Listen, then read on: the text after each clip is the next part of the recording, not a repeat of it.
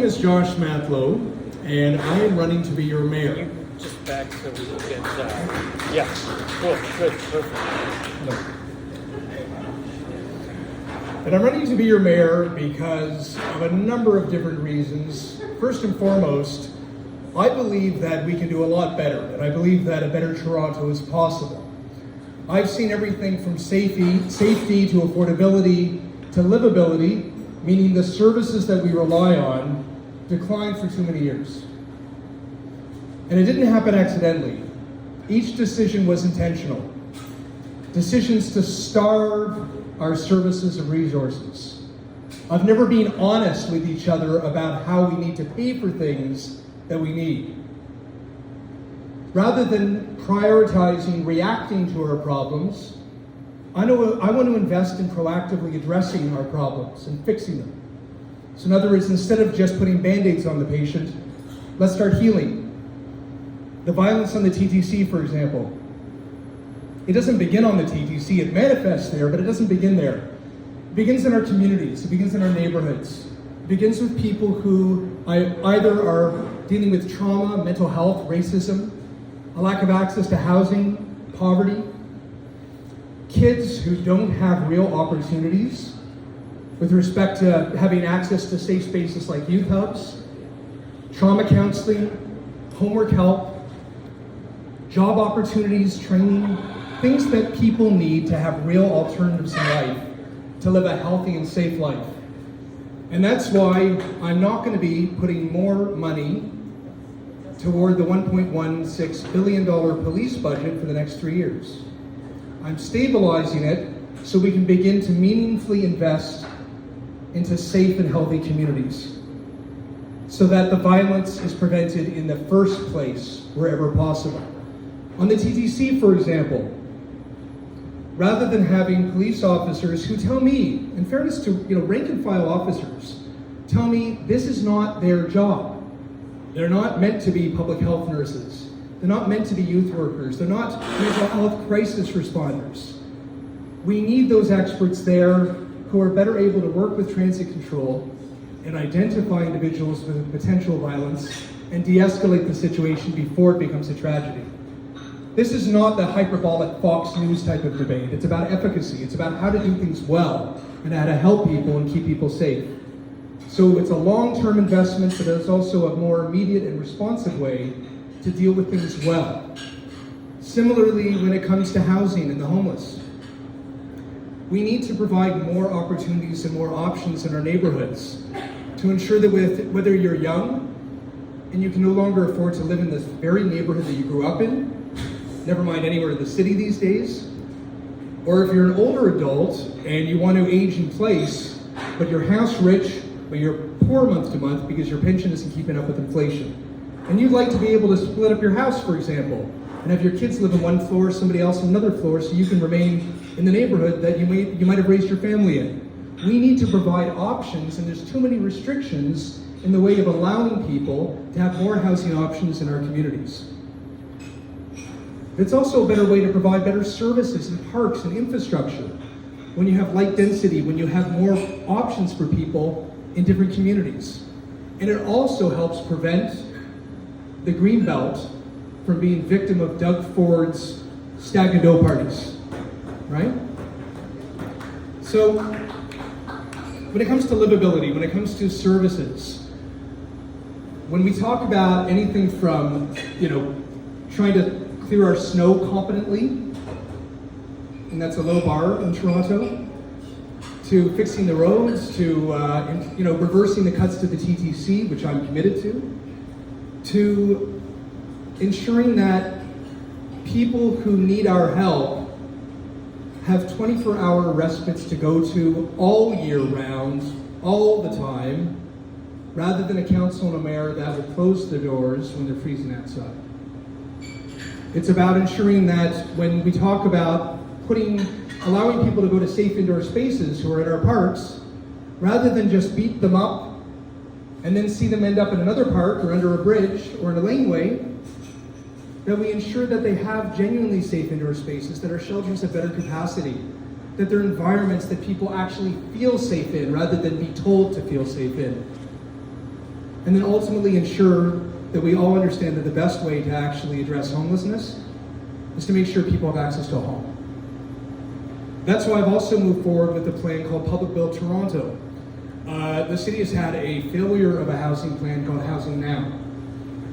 It's been boasted about a lot as the signature plan.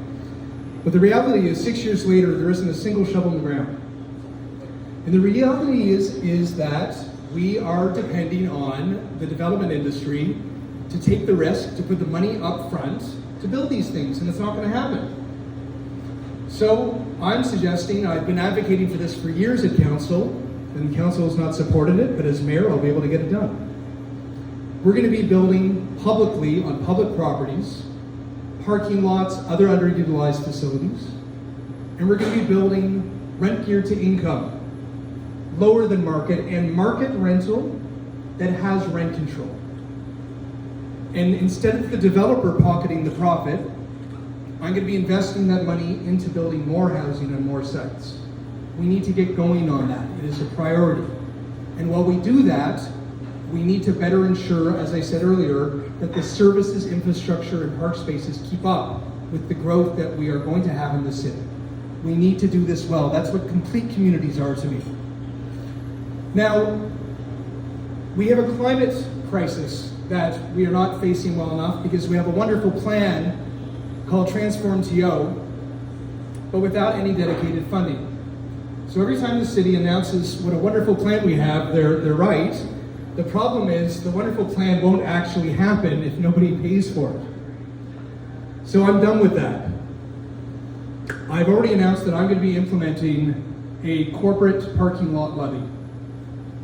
And the corporate parking lot levy has been estimated, it's been projected to be able to bring in between 176 million to between 500 and 600 million dollars. But I don't want to make promises that I don't know that I can keep. So I'm going to go on the lower end of it, and I'm committing at the very least $200 million every single year is going to be dedicated to fighting the climate crisis. Thank you. And I'm inspired by like David Miller's leadership when he was mayor, where we weren't just passive and again doing press conferences about how we like the planet. We were actually leading. We weren't attending other conferences, we were hosting, we were leading, we were the ones rallying the world. That's what I want Toronto to do, and as mayor, I will help lead that effort. And a number of people have asked me about how a lot of the candidates are coming out with these like massive announcements that are worth billions of dollars. To earn people's trust, I believe you need to be able to demonstrate how you're going to deliver it with every dollar, and I've been doing that with every announcement. Now it's more difficult to run a campaign that way because you can't just announce everything that sounds wonderful. You actually have to struggle with not only how you're going to win a campaign, but then how you're going to govern once you win. But I believe it's responsible and necessary because we're facing enormous challenges. A housing crisis, a financial crisis, a climate crisis, all at the same time.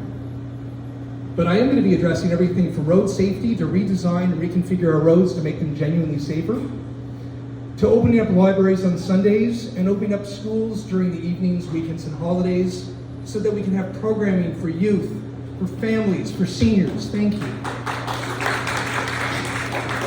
And that's a point, not every announcement needs to be big and flashy. Some are just thoughtful and helpful that really make a difference in our lives. Like the age-friendly Toronto plan that I announced yesterday, where if we design an age-friendly city, yes, it's for seniors, but a city that is caring and respectful and accessible is one that's designed for a young parent pushing a stroller or a 40-year-old in a wheelchair, all of us, every one of us. Everything from how we improve the conditions of our long-term care homes, so that they're not warehouses and institutions, but they're homes, environments that anyone would be proud to have somebody they love either live there or work there, or be there themselves one day. And if you choose not to, or you don't need that kind of assistance, we need to change the planning process and the way that we plan our communities so that if you want to age in place, if you want to live at home to the very last day, Whether it be health-related services or grocery stores, you should have access, whether you walk or roll, within close proximity to where you live. You should have programs that are expanded to help with light housekeeping and things that you need just to be able to functionally live there if you do need some assistance. You need access and that feasibility to living at home if you choose to. There's so many things that we can do with this city to make it the city that I know it can be. If we're intentional about it, if we're honest about it, if we're realistic about it, if we just do the things that we've always known we could do, and get out of the rhetoric and how everything's wonderful or some candidates are saying everything's just awful and we're in chaos. And that leads me to Doug Ford.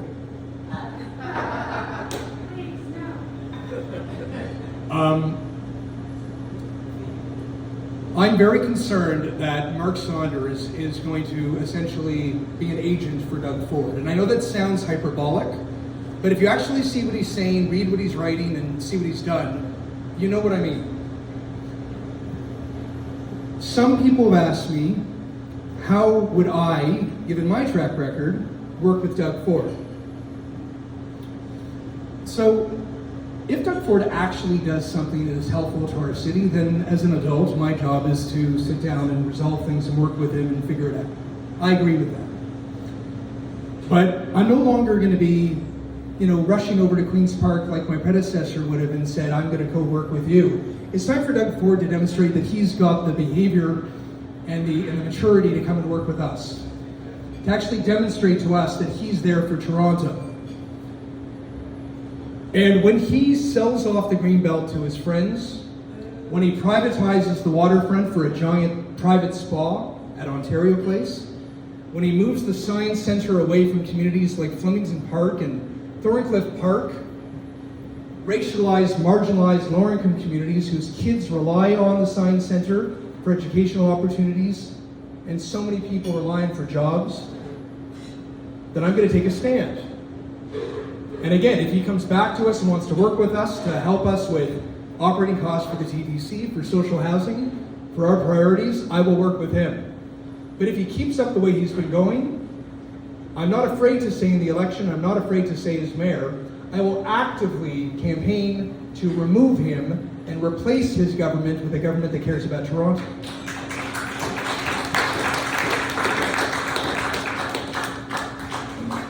And that really is about setting boundaries. The going along to get along approach doesn't work at City Hall and it doesn't work at Queen's Park. We're poorer as a city with that approach. In fact, we have fewer means than we did before. The city has experienced a $1.5 billion shortfall and a $46 billion budget pressure over the next 10 years. The approach has not worked. I'm going to be bringing a new approach, a more effective approach, a more focused approach.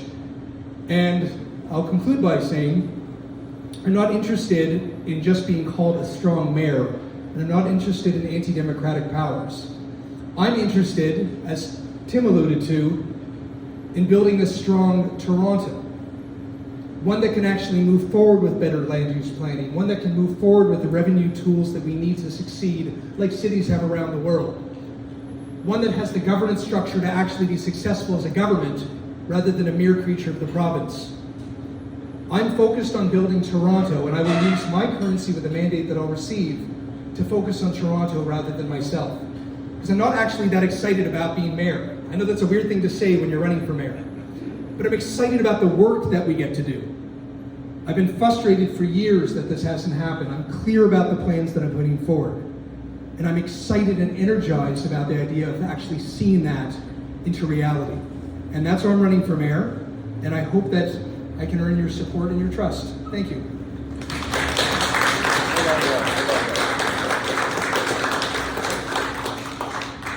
Already got one hand up, so that's great, and I'll try and keep track. So no, we're not a big group. I've got 4 hands I see, and I'm gonna, so first, second, someone else at third, fourth, fifth, sixth, seventh. Okay. By the way, is that water for me?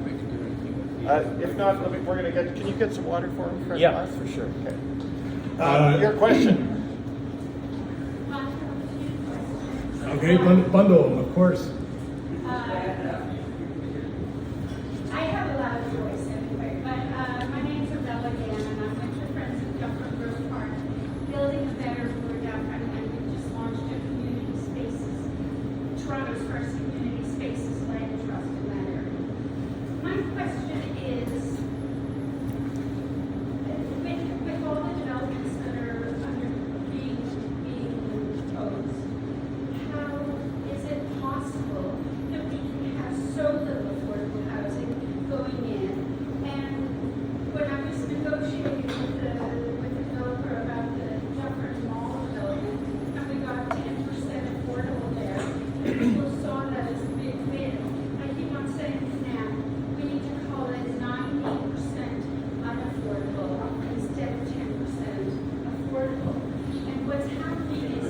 lot of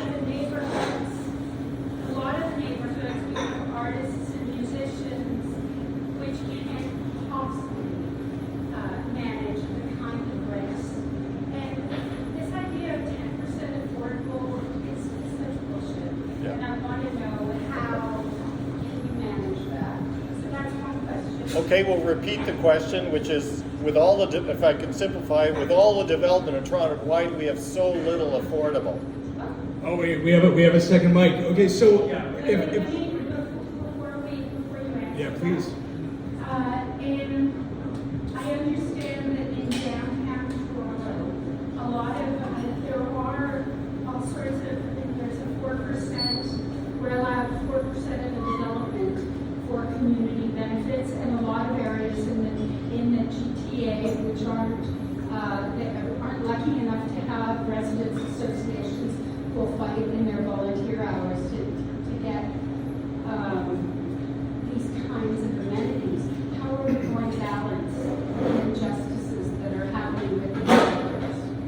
Okay, so I will run. We still have to repeat the question. I'll put it into my answer to make it kind of smooth. So first of all, I just want to mention Dufferin Grove is an inspiration for parks across our city. The way that you animate it and you make it so community focused. It was an inspiration actually when I worked with Sharon Lewis and Bram to create our music garden at June Rollins Park.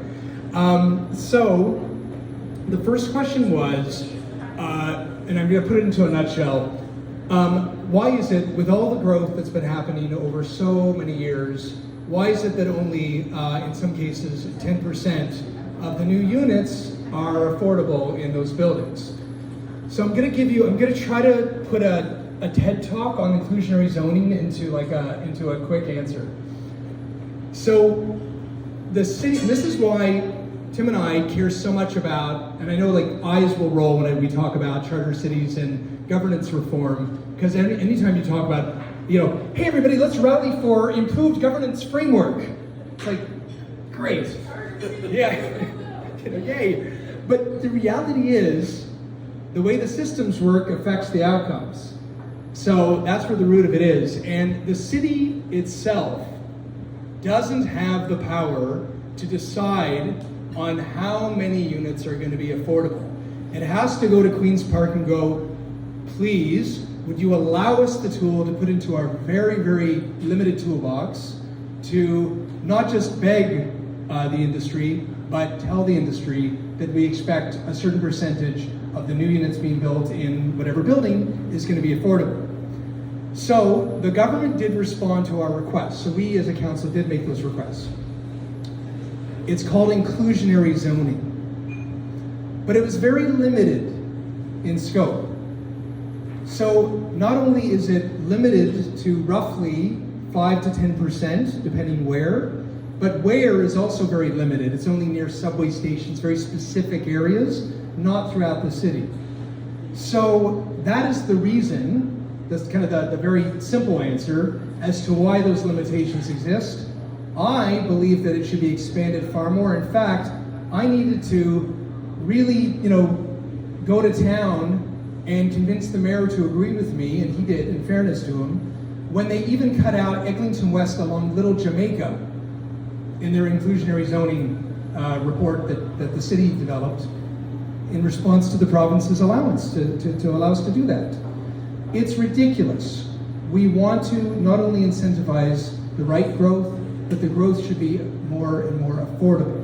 And reflective of the neighborhood. Absolutely, absolutely. So I don't think, why tie our hands? In other words, wherever we can achieve affordable homes, why wouldn't we try to do that? So that's my position. Now, that's why I'm moving forward with Public Build Toronto, because we can't just wait for the industry. We should be doing that ourselves in the properties that we have. And even though Doug Ford removed rent control, we have the power to say we want it on the properties that we control, right? So it's like, yes, we need to demand the New Deal for Toronto, but we also need to do what we can within our powers itself. Okay. Want me to go to the next question, or did you have a follow-up on that? Let me just answer one more thing to that. Yep. There is a certain amount of leverage, because zoning is like 16 stories, and condo developer wants to make it 39 stories. Yeah. So we do do have leverage, and we need to have hold. The problem is the developers that are working at Jane Finch, at Keel and Eglinton, at those other areas, are not getting the benefit because we're relying as a city too much on volunteers like me who are willing to fight with the developers and who say, dude, no, we need to do better. But anyway, I hear you. No, and by the way, like there are, again, it's not legal leverage, but sometimes it's just sort of your ability to negotiate.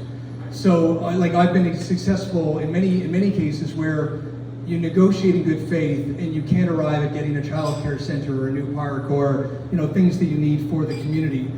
It often depends on who you're dancing with, to be honest. But as far as like the community benefits charge, so this is the replacement of, any of you hear of Section 37? You heard that term? Those of you who've sort of been involved in neighborhoods, you would have. What that was a section of the Planning Act. Again, everything starts at Queen's Park, and it's a section that says if a developer builds something that is more than what's allowed today, which in Toronto means almost always, right? That there is a percentage of money that then goes towards something important to the neighborhood. Doug Ford made it more restrictive and ensured that there'd be less money coming into the city. And he replaced it with CBC, not the Canadian Broadcasting Corporation, because I have no reason to believe that he supports that. That's a joke. God, when you get to my age and you actually have to explain what a joke's a joke.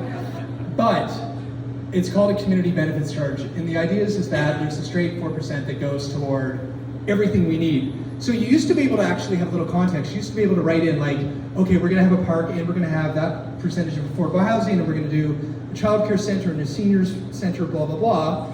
Now it's just 4% and you've got to choose what you care about more, even though complete communities have it all. So I believe that those benefits should be going toward the local community.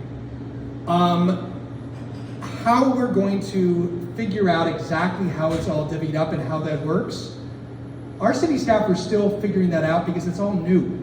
So we don't even have a report yet advising us on even how legally that's going to be done. Or even if it has to stay in the local community. Maybe it'll be, maybe somebody's going to want to send it off to another part of the city. So we've got to figure that out. But I'm committed to, as your mayor, if I'm elected, that benefits should go toward the communities. And that, and in particular, if you're a community that is experiencing growth, we have a responsibility to ensure that the open space, the infrastructure, and the services meet the pace of that growth. Because then you even get away from the YIMBY-NIMBY debate to an extent, reasonable people at least. Because it shouldn't be a debate between housing and quality of life. It should be people having housing that they can afford with a great quality of life. That's what we want to build. And thank you. And by the way, stay tuned. That's just a little teaser trailer to the housing announcement that I'm going to be making very soon. So stay tuned for that. But I can't preempt the big announcement. Question here. I have two questions. Yeah. One is, can you get David Miller to endorse you? The question was, can I get David Miller to endorse me? What I can tell you is that David is a friend of mine, and he's somebody who I speak to frequently. And what he does will be his announcement to me. But it's not for me to announce his announcement. I've been and think a lot about people getting local knowledge about campaign. Yes. Yep. And You're suggesting it would be a benefit if David Miller endorsed it. absolutely. And the other, that's number one. And the other thing is, when you thought about how you're going to get people out to vote, can you provide vehicles in different areas to get people to polling stations? That's how you're going to get vote. Absolutely. Vote physically, not just like having great polling situation. So you thought about getting. Oh yeah. Oh no, we think a lot about that. Have you made any plans? Very much so. Yeah. Yeah. Maybe it's worth announcing that. Well, it'll play out on election day. I can guarantee you that. I mean, that's the whole point, right? The more people that any campaign can get. It's one thing to have people say to you, "I like you," or "I like your policies or ideas," but if they don't vote, it's as I said to somebody recently, who said, "I really like you, but I never vote." I said, I really appreciate the spirit of what you said, but it's just not quite as effective. So not only will we have a very clear plan, and we've got a big team. I've got a team that is so impressive, and I'm in awe of the people working with us. But not only will we have a plan to get people physically to vote, but our job between now and Election Day is to give people a reason to do that. You can pull up in front of them and say, "I'm going to give you a lift right to the polling station," but if they don't have a reason in their own heart and mind to go, they're not going to get in your car or on a bike or on transit or walk to go. So my job, as it has been, if you look at my calendar, I mean it, to go to literally every corner of the city, to every community, culturally, faith, geographically, understand their priorities, immerse myself in their aspirations, really understand what they want from me as their mayor, and both tell them what I want to do, but just as importantly, listen. I wouldn't underestimate getting people to endorse you, even if they're, because that's how people vote too, based on endorsement. Yeah. I mean, I'll say one last thing about endorsements. Yes, we will have really impressive big names endorsing me, and things will roll out in the right way. And frankly, if I'm going to be candid, and I can say this now, given that we're almost at June, in many ways, many people are still waking up to the fact that there's an election. So timing is everything too, and you want people to, when something important is said by somebody important, you want them to actually hear you. So we're very intentional about that. But I also, the endorsements that I've been receiving, I'm not the type that really cares so much or focuses so much on getting politicians to endorse me. But when I've had people like some of the best activists supporting our homeless population tell others, "He's got the plan." When I've got people like Erica M. or Sharon and Bram, or from Sharon Lewis and Bram Playground, or when I've got people who I respect and I want to be affiliated with, and who other people respect, not because they're some big name, but they're the person in their neighborhood and their community doing good work, that means in many ways a lot more. So we want people to support me, but I don't care that much about how many politicians I can put on a list. But how about a different minority groups and that? Yes. That makes a huge difference. Okay. I'm going to jump in. You are reading the playbook. I'm going to jump in here. Yeah, we have 7 people already put their hands up initially, and so it's going to be one question. I'll pass this to the next person. Say 3 or 4 sentences and then one question, please, so we can get it. Because Those were lots more people have thoughtful questions, though, and that's what a campaign needs to figure out. Yeah. Thank you. Hi, Josh. Hey, Thanks for coming. good to be here. Better late than never. Thank you. So my question is, okay, so the city's been starved for the last 12 years. The last 2 mayors refused to increase property taxes, not even in line with inflation, and so that's why we have a huge deficit. What are some of your revenue tools that you're thinking about? Because we have to be creative, and we have to make our own money, and we have to have the resources to pay for the services that we need. So please share some of your ideas. Thank you very much for asking. So first of all, I want to be very clear that I, along with I think anyone running for mayor, recognizes that we need a new deal for Toronto, and we need the province and the federal government to step up to the plate for their responsibilities. But there is no evidence that Doug Ford is going to come and save the day. Bless you. So anyone who says they're going to force Doug Ford to upload the Gardiner and the DVP, after he said literally days ago, once again, that he's not going to, is not being honest about actually how they're going to implement the plan. It's because it's not real. In the real world, we aspire to getting the governments to step up, but we also have to get our own house in order to actually get moving on these really, crisis issues that I described. So, I may be the first mayoral candidate in Toronto's history to actually say out loud that I'm going to be raising property taxes when I actually launched my campaign. Thank you. And I said that because, like I said earlier, I'm focused on winning the election, but I also need to know that I'm going to be in an honest position to govern effectively once elected. All the others will have to raise taxes if they're elected, because we're broke. That's just reality. But I'm the one who's being honest and upfront about that reality. But what I did is, and I recognize, this goes back to the vehicle registration tax. I think one of the failures of that tax was that it wasn't dedicated to anything. So Ford was able to kind of create a narrative about it being just this sort of bottomless black hole of government that it was going into.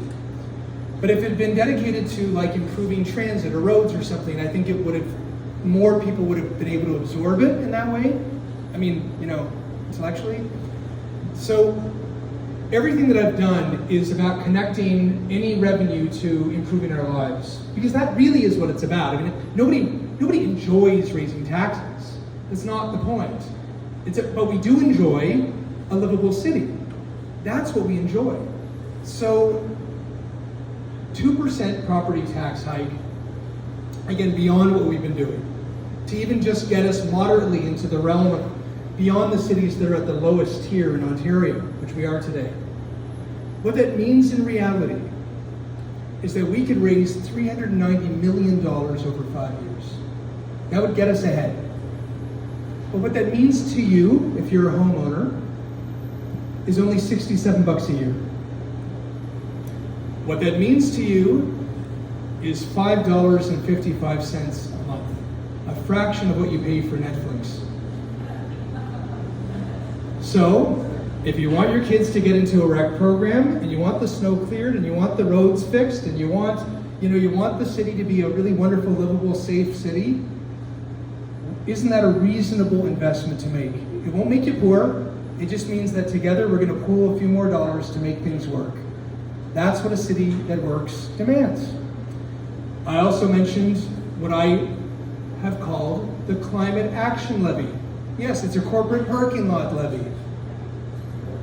But what a beautiful connection. These large, impermeable, concrete, vapid spaces that could actually contribute to fighting the climate crisis. I'm using that money also to help reverse the cuts to the TTC. That also is part of our Transform TO plan. How do you get people back on the TTC when you make it worse? The way I described it the other night was, it's like if you open a restaurant and you say, I'm going to give you a really crappy service and hike the prices on the menu. You want to come in here? Like, nobody's going to do that. That's what they did to the TTC. I'm going to reverse that. I'm going to improve service. I want it to be reliable. I want it to be affordable. And in Scarborough, for example, I want to expand transit, but I'm going to use a different approach, which is it's called using evidence and actually improving people's lives, extending Shepherd from McCowan to Nielsen with a new LRT extension, build the Eglinton East LRT, and build a network of trails, biking, walking trails throughout Scarborough, so people can actually enjoy and appreciate and be able to get around Scarborough through those remarkable green spaces they have that nobody ever talks about. That's how you respect Scarborough. You build more stations that are based on evidence and use the money you have. And one of the ways that I'm going to be spending money on a few of these projects is by doing something that is based on good urban planning anyway, and a good way to save money.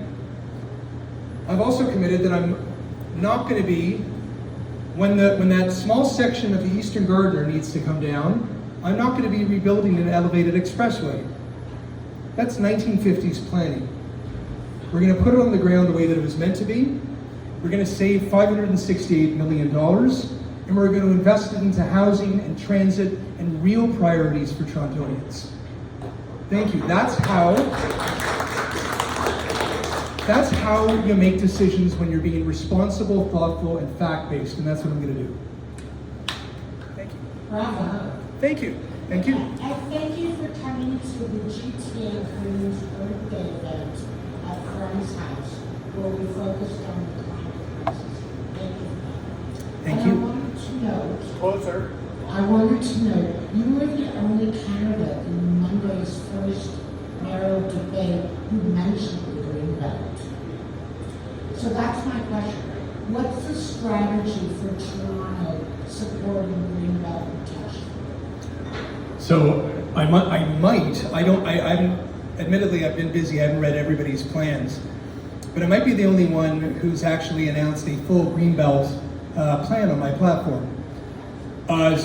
Thank you. Well, I mean, this is close to my heart. I mean, this is literally, Tim mentioned, I worked with Earth Roots for a decade, fighting to protect the Oak Ridges Moraine and the greenbelt. And little did I know that I'd have to be doing this again.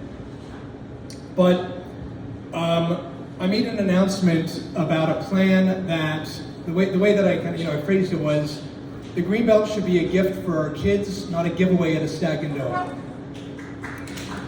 And it's true though. It's true, and a lot of people in Toronto, they ask me like, why do I care about the greenbelt? It's outside of Toronto, and I remind them, no, it's not. I mean, yes, it is, but it also runs through all the urban river valleys throughout our city. It runs right down to Lake Ontario. We are part of the greenbelt. The greenbelt runs through us. But even the lands north of us, I was just going to go there, Lynn, that even the lands above us are, protect our wilderness areas, our wildlife corridors, aquifers, and yes, contribute to our food security in our region. Some of Canada's greatest prime agricultural lands are there, and once they're gone forever. That contributes to our local food security, and we can't forget that. So, rather than, with all due respect to our former mayor, I don't believe in being passive about these things just because I'm, working with Doug Ford. That's not, working with Doug Ford doesn't work out very well, I found. It doesn't help us. So we're going to get involved. We're going to intervene. And I don't mean that rhetorically, I mean legally intervene. Toronto is going to be a player. We're going to put up our legal staff, our planners, our resources to fight the destruction of the greenbelt. And I'm going to be rallying municipal leaders and Indigenous leaders from around the GTA to form a Greenbelt Leaders Council. Because I believe that if we work together and pool our resources, we can actually have that leverage and strength to go toe-to-toe with Doug Ford. And I know that there's a lot of other municipal leaders and Indigenous leaders who feel the same way that we do. So we're not going to go it alone. And this is why, even the question, can I get along with other people working at City Hall or Doug Ford? Yeah, I get along wonderfully with people who actually want to help our city.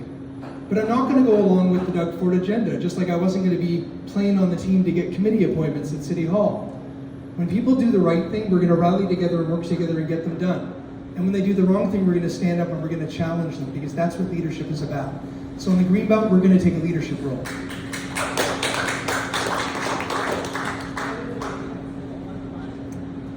I think I'm next. So. Yes, Lynn. I want to first start by thanking you for all the things that you've done at City Council, because you're willing to speak out.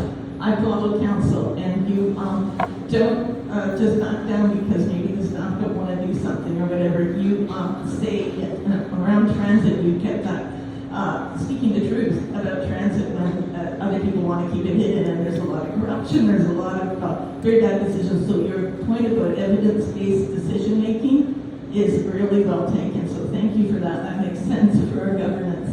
And I think that you moved the motion about replacing that park that was taken out in Yes. the TCHC building. That just happened.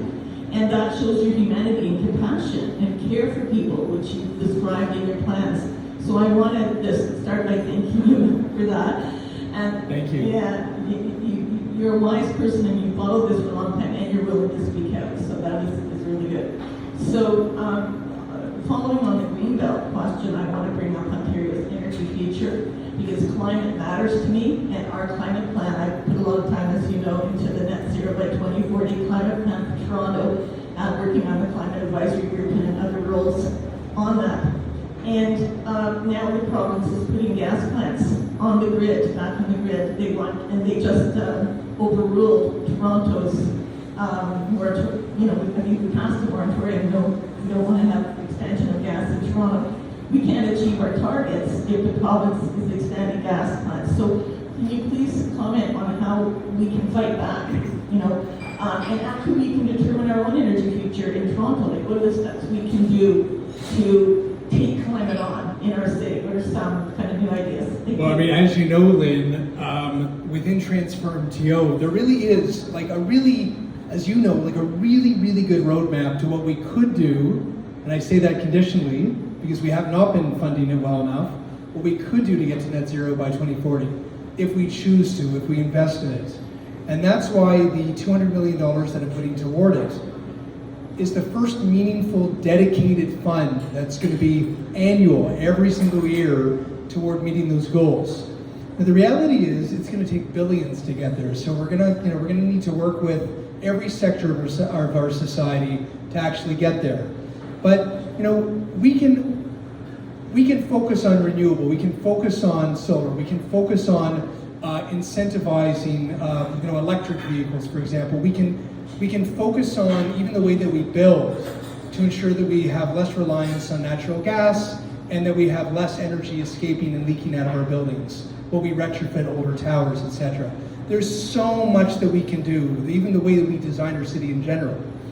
But because the province really does run the show when it comes to those decisions, we can't say you can't do that. But like I said with the Greenbelt, Toronto can play a leading role. We are the largest city in Canada. We are Ontario's capital city.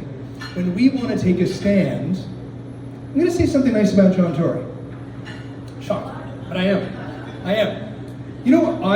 I actually would suggest John Tory's shining moment for me was when pre-pandemic, just before the pandemic, Doug Ford was going to cut funding to our public health. Do you remember that? And John Tory showed moxie. He literally went knocking on doors in conservative held ridings to demand a stop to those cuts. He used his currency, his mandate, to actually show leadership, and we won. And that is a good example of what Toronto can do when we're not just about a strong mayor, but we're a strong Toronto. And when it comes to issues that affect our residents, who also are Ontarians and Canadians, when we put our voice out there and we make our position known, we can lead and we can get other municipalities behind us. David Miller is a good example of that. And that's the kind of mayor that I aspire to be. Yeah, that's wonderful. And he got people involved in vision. Yeah. So that's what, thank you so much for speaking on climate too. I was 5, so 6 is. Jacinta, did you have a question too? Okay. First of all, you've got my vote. Thank you. The Thank you. Thank you. I appreciate that. Eglinton Crosstown. Oh boy. Not A little closer. Right. There's 23 or 28 stops with flash shelters for stations.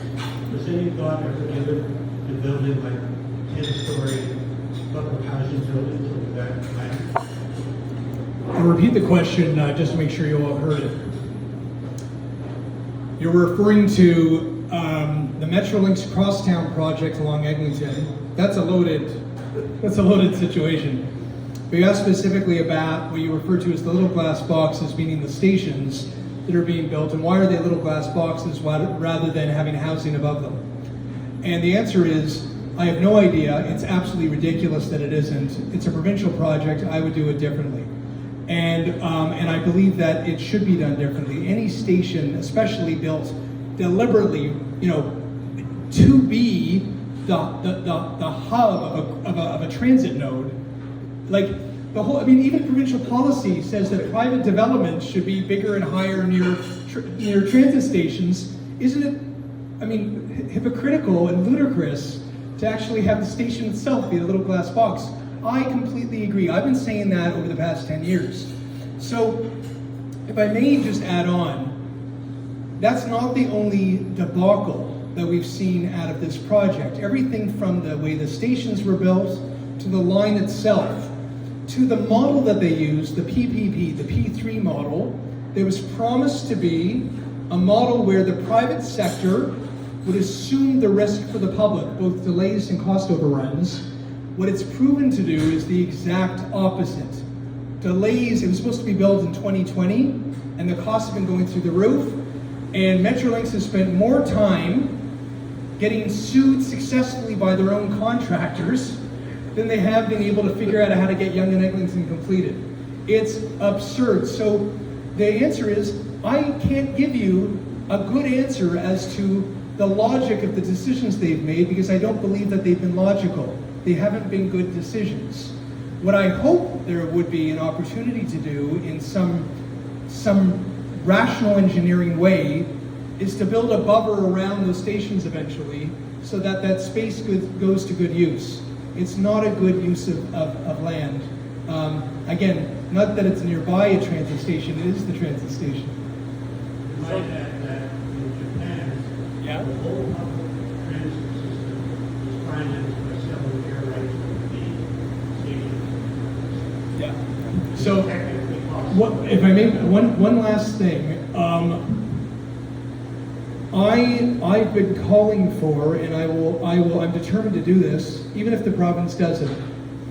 We need an independent inquiry into how this whole thing rolled out. I'm really concerned about the neighborhoods and the businesses along the Ontario line if they don't learn lessons from these past mistakes. So there's a number of things that went wrong, including even the design of the stations, that we need to correct. I'm like, for example, in Midtown, I'm supporting a redevelopment where the TTC headquarters are, so that we can actually better utilize Yonge and Davisville for housing and a park and social services, so that we can actually use that space better, rather than having a little glass box. You mean on top of the TTC Yeah, line? so what we're gonna do is, at Yonge and Davisville, not only will the corner be redeveloped for more housing, and then go down to mid-rise, where it's empty right now. We're gonna deck over the track, so we can allow for housing development, but then it opens up the yards for a beautiful park for the existing neighborhood and the new residents who will move into the community. So better social services, more park, more housing, better use of land, rather than a little glass box. So let's get some more hands here. One, you were earlier. So actually we're going to start with Mary. You're the second person and you are the third. And any other hands? Fourth? Okay. Okay, good. Until you run. All right. Mary, go ahead. Okay, this is on. Yeah, I want to ask you, going back to the homeless, and I understand what you're saying about in the future, affordable, it has to be on affordable, but supportive housing. But let's get practical in terms of what we're going to do. With summer's coming, it's going to be hot, followed by a winter. What are we going to do to house those individuals who are presently living in the wings, doorways, TTC, etc.? And I'm not looking to the solutions which, let's get rid of shelters, has suggested we decrease the amount of space between cots that had jammed between the cots. That's not going to do it. So what practically can we do in the short term? So the practical steps that we can do in the short term is actually what Councillor Layton and I were proposing to Mayor Tory and Council during the pandemic, which is the path forward. And it's a plan that we worked on with both advocates for the unhoused along with people with lived experience. As I mentioned earlier, do you remember during the encampment evictions? I remember. We all do. But the mayor and others, senior staff, would go out and say, we're moving the homeless out of the parks because we're going to put them into safe indoor spaces. But if you listen to the people in the parks, they will tell you, as they told me, we don't feel safe in those indoor spaces because we have 3 a.m. bed checks. We're not allowed to bring food into our own room. We're treated like a prisoner. We're sometimes thrown into a room with a complete stranger who might be overdosing. Like, this is not reasonable. So we would prefer to retain our own agency and be in the park with people who we trust than in this horrible, horrible nightmare of a situation that you call safe.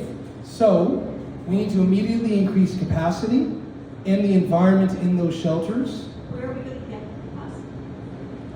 Oh, if we invest in it. And that's why, and by the way, and again, I've got to walk this delicate line tonight, because I know that I'm about to announce a policy, but like I did with all the other platform announcements, we are assigning dedicated funding to start moving on, expanding capacity. And by the way, it shouldn't just be, and this is an approach, it shouldn't just be the large shelter hotels. There's actually strong suggestion that if you create not just a few big places, but more smaller places, you can better provide the wraparound services and supports that are less controversial in the communities, so there's less pushback on these situations, but also everyone is safer and better supported. So that's an approach that I know that we need to move forward with. We also need to open up respite centers immediately that are 24/7 all year round. That's a good start. That's an immediate thing, and that's the least expensive thing. Because right now, we had a big debate during the winter about, never mind actually solving the housing crisis, but even doing the bare minimum, right? And they refused to do that. They refused to open up warming centers when people were freezing. But we can't forget that we are about to, although it doesn't feel like that today, but we are about to head into the hottest season, and people can die on our streets because of the heat as well. So I'm going to be ensuring that we have respite spaces throughout our city where people can go to reliably, predictably, not at those arbitrary benchmarks of certain temperatures and things that don't make sense. They need to be there so that people know they are there and know where they are when they need them. So those are the first two things. And without kind of going again into things that I don't even know if we can commit to until we have the cash, the people I'm working with are people like Kathy Crow and Zoe Dodd and Diana Chan McNally, and people who were left out of the discussions during that period. And those are the kind of people who are going to be in the mayor's office with me, developing the policy itself.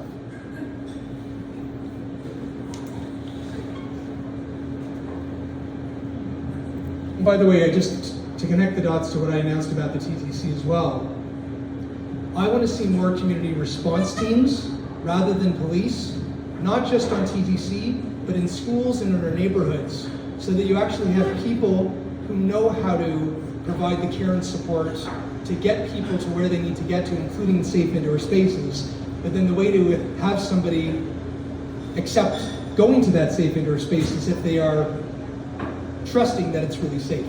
Yeah. Mark. Hello. Good to see you. I was an advocate for seekers A little closer. a little closer. As we're pushing through the new senior today, a lot of the queuing on supporting the senior their tour asked me, what did I see as a possible failure? And it's been a big curveball for you, but how do you change using the bullet ball? How do you change the internal workings of City Hall? The biggest problem in City Hall is not my job description. And so, how do you change the job descriptions of the people who are actually making the decisions, how the people are talking about the decisions, and are making the decisions to bring them up to modern times, to bring them up to speed with No, that's a very good question. For those of you who couldn't hear Mark, it's sort of like the inside baseball question of, so the context is this: beyond sort of changing City Hall as far as kind of the direction of it politically, how do we change City Hall when it comes to even the people who are in senior management roles, if I hear you correctly, who then are the ones who then go and are supposed to implement, what we do every day, whether it be parks, whether it be transportation, whether it be planning, economic development, and so on. So I was having a conversation with Ken Greenberg the other day about the David Crombie era. And what Ken was describing to me is that what David Crombie did is that, aside from the fact that they were commissioners at the time, but he didn't want managers the way we have today. He wanted visionaries. He wanted people who would lead great ideas. He wanted people who would do things so that people in other cities would look to Toronto and go, wow, how did they figure that out? And those are the kind of people who I want to help lead our city. So I will be, and by the way, you know that I mean this, because I'm a volunteer right now at City Hall because they docked my pay because I demand better. But it's not just their fault. I mean, staff have become politicized in that respect in many cases. But the last two mayors literally sent letters to all the senior management and said, you've got to just, you can't spend any more money. Zero. We just want zero. When you ask for zero, you get zero. And when staff are being told that the way to advance your career is to be encouraged to only do with what you have and never ask for what you need and never tell us that there's a problem. In fact, you're rewarded for just putting out fires rather than coming to us and saying, we have great ideas. We want to do something remarkable. And this is what we need to do that. And then allow us to debate as a council whether or not we're going to resource you. I think that if we have people who know that reaching for the height of mediocrity is no longer the goal. People who want to do the best things that they know professionally that we can do. Those are the people who I'm going to be selecting to come work with the City of Toronto. And I would also add, we also need a better reflection of diversity amongst the senior management as well. So I want people in Toronto to see themselves in the people who are working with them and working for them. And that's what I'm going to be doing as mayor. So not to say it, there are some wonderful people there. There are some people there who I would describe as leaders. And I work with staff who I have so much admiration and respect for, who I like personally, and I know they have great potential. So I want to empower the best to be their best selves. And then for those who don't have that acumen or that potential, there will be some changes.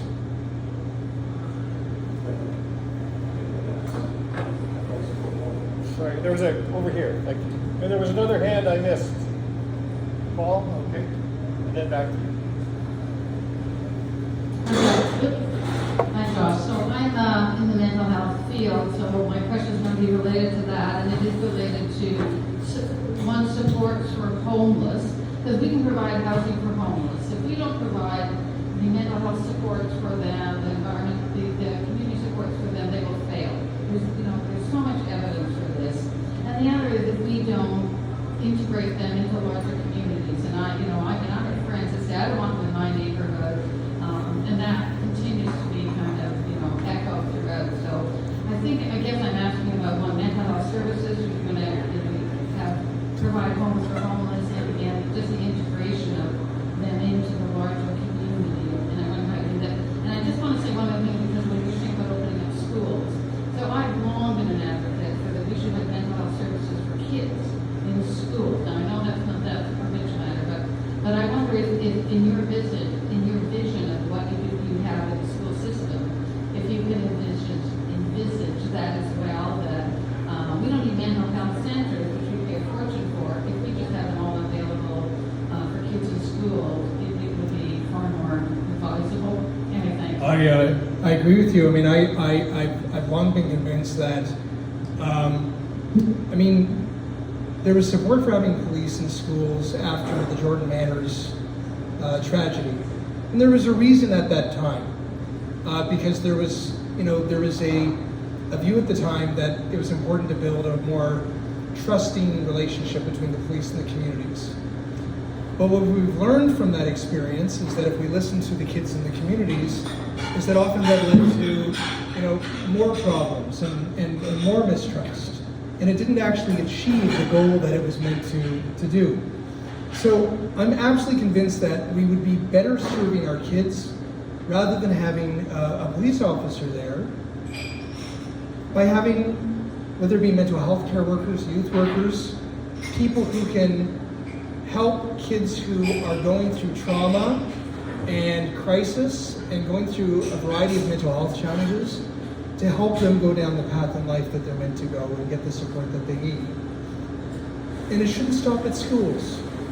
I think that in our neighborhoods, we need to have those supports. That's why I advocated for the youth equity strategy that we implemented. That's why I advocated to open up 20 youth spaces across our city to have workers like who you just described. there to help our kids. And guess what? If you do that, it's the best way to keep our community safe. Healthy and safe kids mean healthy and safe communities. So, a lot of kids are going through trauma in a variety of different ways. And those kids will either end up being happy and healthy and successful, or they're going to end up getting involved with people that they shouldn't be getting involved with, or they may end up on the streets one day.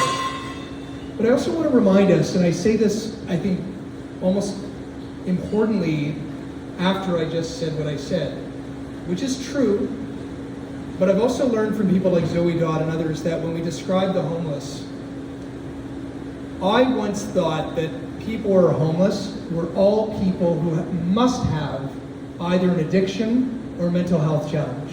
Intuitively, it just seemed like that to me because I haven't lived that life. What I've learned from people who know better than me is that there are individuals who live with mental health challenges and there are people who suffer with addiction.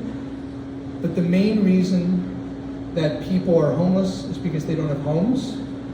And if we're honest with ourselves, I think all of us know people who are middle class, upper middle class, who also suffer with addiction and mental health, but they're better able to either hide it or just function with it because they've got a roof over their head. So the reason that I mentioned that, I'd like to see not just large facilities or hotels to shelter homeless people in our city, but have more smaller environments where you can provide supportive services, is that I want to ensure that people are more integrated and have the supports that they need. And that's something that I'm determined to do, because if we don't really recognize that we're not just talking about the homeless, but we're talking about thousands and thousands and thousands of thousands of individual stories with unique needs and unique experiences, then we're not really going to solve the problem. If I may, I know I've spoken at length about this, but I care about it. I just want to give you like one actual example of a woman who I met who really like personifies what I just said. Right in the midst of the encampment issues, I received a call at my office by a woman who lives in my neighborhood in Midtown Toronto, who said, there's a homeless person on the bench at my park, not far from where I live, and I'm worried about allowing my kids to play in the park because that homeless person is there. Do something about it, Matlow. So I did. I went and I visited that person. And I sat down, I asked them if I could sit with them, and I met this woman lying on the bench. And I asked her, do you mind if I sit with you? And she invited me to sit with her. And we had a coffee together, got her coffee, and we chatted. And she told me that she had been at the Roehampton Hotel shelter. And she had been put into a room with a stranger, and this is why I used that example earlier, who was overdosing. She doesn't do drugs. And she was in this nightmare, like any one of us, housed or unhoused, wouldn't want to go through that experience where rather than getting the support that she was seeking, she ended up having to nurse somebody else who also needed support. This shouldn't have been her job. So she made a rational decision that anyone, housed or unhoused, would make. She didn't want to be in that situation. She wanted to be somewhere where she felt safer and where she could find the respite, the mental respite that she was seeking. So she found a bench at a local park. Then I asked her, but why this park? Is it because it's nearby the Roehampton? She said no. It's because, she said, I used to live in a house around the corner from here. And I raised 2 kids in the neighborhood, and they went to the local school, and one of my sons died about 10 years ago. And my life went to shit. And I've not recovered since. And, excuse me. And ultimately, I realized that she isn't just another homeless person, she's one of us. As every person who's on our streets and our parks are, they're all one of us. And that's why we need to take care of each other.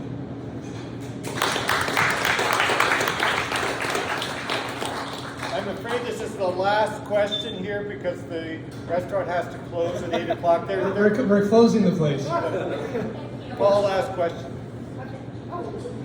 I'll try to make it good then. I'm curious because this is a bit of a unique election in that you already know who your colleagues are going to be on council. You already have pre-existing relationships with them. I'm sure there's advantages and disadvantages to that. But they've already shown some opposition to some of your motions, most recently the alcohol in parks issue. So I'm curious about what your plan is for building consensus on council if you were to become mayor. So, first of all, there are many votes like my senior strategy, rent safe, the youth equity strategy, the expansion of snow clearing on sidewalks. I could give you a long, wonderful list, and I'm running for election, so I might at some point. But I've had unanimous votes, I've had strong votes, and you will often hear about the ones that are sometimes newsworthy that I didn't win, because I'm also not afraid to be on the losing side of something that I know on principle that I should be at least advocating for. I knew that I wasn't going to win many of those Scarborough subway votes, but I knew that I was right, and I knew that somebody needed to speak truth to power. So I know it's safer in politics to always be on the winning side because you want to go like, hey, look at me, I'm a winner. But I also recognize that there are times where you just need to speak up. So there are some of my colleagues who are either running for election or supporting another team who will deride me, and they create a narrative that I can't get along with anyone at City Hall. The reality is, I have wonderful friends in City Hall. There are so many councillors who I've actively supported myself. People like Jamal Myers and Amber Morley and Alejandra Bravo, and the list goes long. Remarkable, progressive, hardworking, passionate people who we will be a team. We like each other, we respect each other. But no, when it came to getting a cheat sheet from the mayor's office saying this is the way we're whipping the vote, I didn't always play along with that. I didn't play along with that. So if that doesn't make me a team player, so be it. But I'm very confident, A, that I will have the support of council because I'm going to come in with a big mandate from 3 million people. I also am convinced, and I mentioned this to the editorial board at the start the other day, that has there actually been a mayor that hasn't been able to get their agenda through, even Rob Ford? Really? And he wasn't exactly popular, at school. Until his scandal, of course. But for the first 2 years, he was really solid on his votes. In other words, even before the strong mayor powers, there's always been the ability under the City of Toronto Act for the mayor to influence the outcome of votes. John Tory that's the irony, he asked for strong mayor powers. There was hardly a vote he ever lost. He didn't need them. So I'd be using my currency to get strong Toronto powers rather than strong mayor powers. So I'm very confident that I will be able to get our agenda through. And like I said about Doug Ford, I'm going to say this very plainly. If there are councillors who will not support the public, then I will go back to the public in 3 years and let them know where their councillors stand, and I will work with a coalition of councillors to move forward with a progressive, pragmatic, visionary agenda that will really address safety, affordability, and livability in meaningful ways. And I'm confident of that. Ladies and gentlemen, please join me in a round of applause for Thank you. Mayor Neal. Thank you. I really appreciate each of you to spend the time this evening with me too. Thank you.